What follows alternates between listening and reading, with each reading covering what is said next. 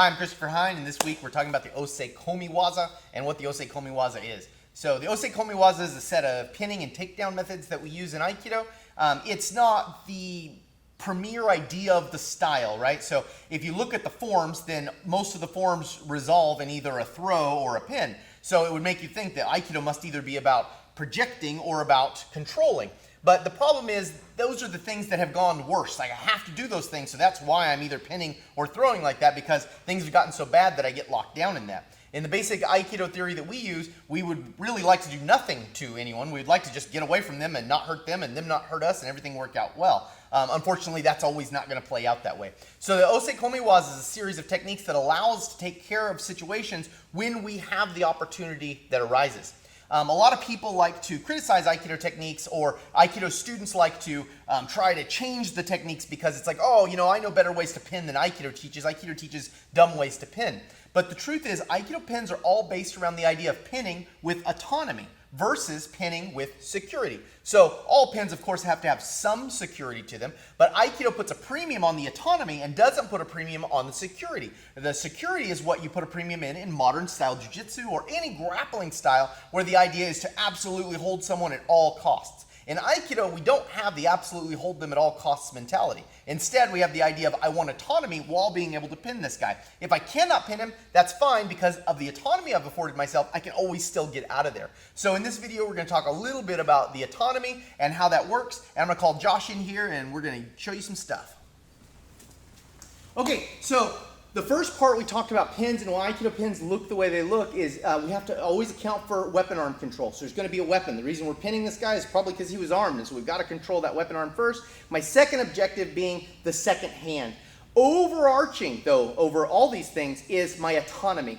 So understand, when I'm pinning someone, there are two kind of priorities I could have. I could have a priority of security, or I could have a priority of autonomy. So security means I want to make sure he doesn't move at all.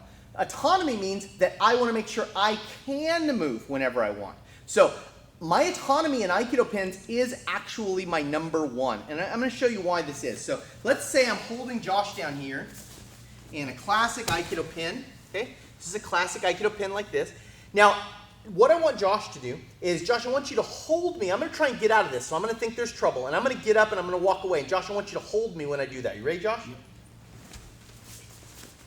Okay. Now, I moved out as slick and slow as I possibly could with any kind of reason, and he still wasn't able to get me, right? So I was really able easily to escape that position, right? Okay, now I'm going to have Josh lay on his stomach for me. Okay, now we're going to do, say, a cross body position like this. So you might see in, if you're doing some kind of pinning combination from wrestling or a modern jiu-jitsu, so this is side mount in Brazilian jiu-jitsu. Okay, now Josh, I'm going to try to get up, and I want you to keep me here. Okay, you ready? Okay, so ton more work, right? If Josh is right on it, I might not ever get up, right? So this might seem like a silly thing to worry about, because it's like, well, I'm holding him, so why would he ever hold me there? Let me explain why this might happen. So let's say I got this guy and I don't like him, and I hear his friend arising, and so I go, oh, I better get out of here because the friend's arising. Okay, the friend's on top of me now before I can get out of there. Let's look at the same thing from an Aikido style pin. So I'm here like this, I'm pinning this guy, and I go, oh, his friend's coming. Okay, now we're going to set that up. I'm going to set up Maya, and Maya's going to get to say go. So she's going to have the advantage on me as to when she goes. We're going to set her just a few feet away. We're right side the minimum safety distance here. We're going to see if I can get out of there before. Josh is going to do his absolute best to keep me here. When Maya says go, she's going to do her best to get me. Go. So you can see, even with the advantage towards Maya, she got to pick when she went, I could get out of there before Maya could get in. Let's try it the other way. Actually, let's have it face this way because it'll be easier for me to get out this way. I'm going to get out as fast as I can. Whenever you're ready, Maya. Go. Okay, so I'm really trying to get out of there, and it's nearly impossible for me to do that.